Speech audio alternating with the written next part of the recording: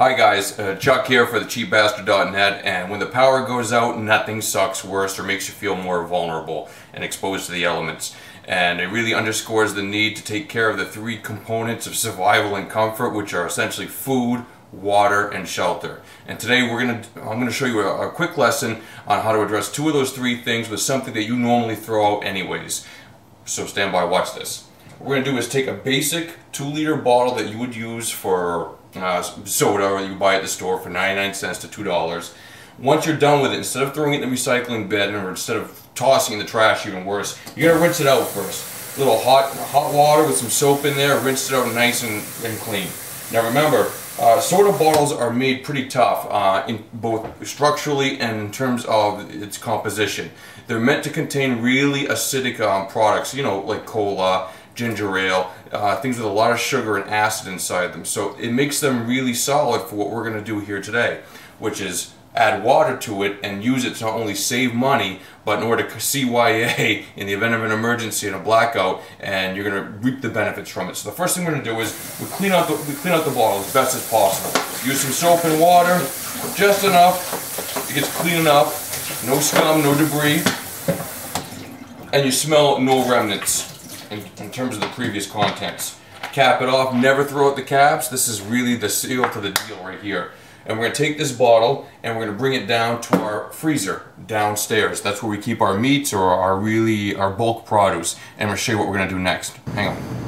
Okay guys, we came down here to the basement where we keep the deep freezer. A lot of people have these in their garage or in their basement, or sort of off to the side. It's where you keep your long-term storage goods like meats or things you're just not using every day. Frozen vegetables that you got on sale. And what happens is when the power goes out, the clock starts ticking. You're not getting any electricity to your freezer. Most people worry about the heat, the lights, the fact they can't flush the toilet anymore because there's no pump happening. But don't forget about the meats because they spoil very fast. So we come down here to the basement, and what we're going to do is this.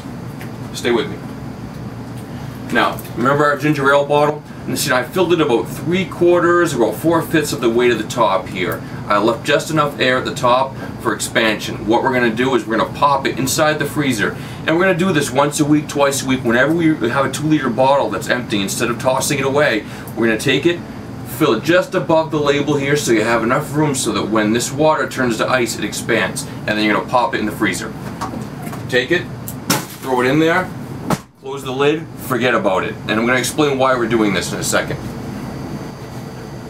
Okay, the point of this whole exercise has been this. For one thing, you're saving a bottle you're going to toss out anyway, so you get that good feeling that, you know, you're not contaminating the earth any further. But the more practical and money-saving issue is this. It takes more energy for the compressor in your freezer to keep air cold than it is to keep water cold, okay, in a frozen state. So more ice that's in there, and then nothing retains heat or cold better than water or maybe steel, okay? But in this case, we're going to use water in these 2-liter refillable bottles. We're going to stash them in the freezer. It's going to cause your compressor to work less, so you're going to save on your electric bill right there. In the case of a blackout, you don't have water, you don't have hot water, you don't have running water, you don't have anything to flush the toilet with.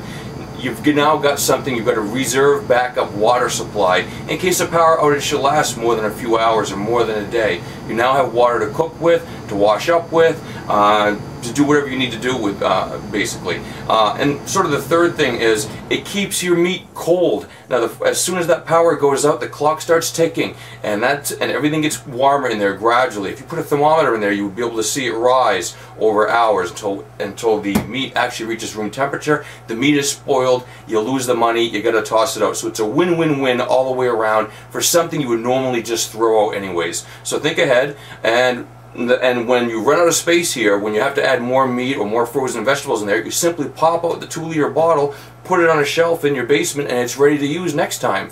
So there you go, another ingenious tip from thecheapbastard.net. I'm Chuck Barnett. Stay tuned for the next tip.